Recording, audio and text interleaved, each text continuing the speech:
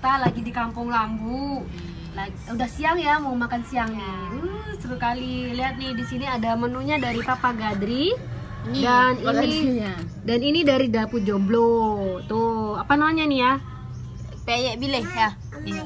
Kayak bilih itu baunya udah enak ya, saya suka bau saja. Ya, Iren ya. Cobain yang mana, Iren? Ih, Iren udah ambil ini 2. Nggak boleh. Satu. Ih, tadi udah makan. Dari kan testo. Nih coba dulu nih. Kita udah nyoba tadi. Ini coba rasain. Oh, itu paling enak tuh. Minyaknya. Banyak minyaknya ya. Ya, namanya cumi minyak.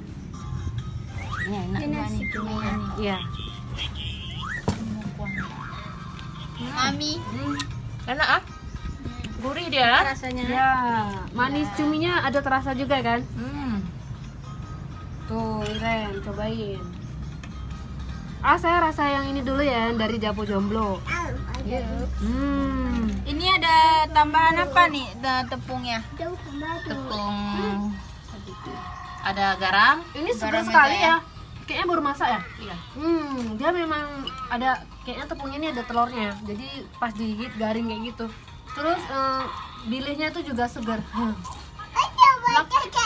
Kunjungi kami ya, nanti bisa makan bareng dari papagadri.com, papagadrikitchen.com, dan dapurjomblo.com. Sampai jumpa, cai cien.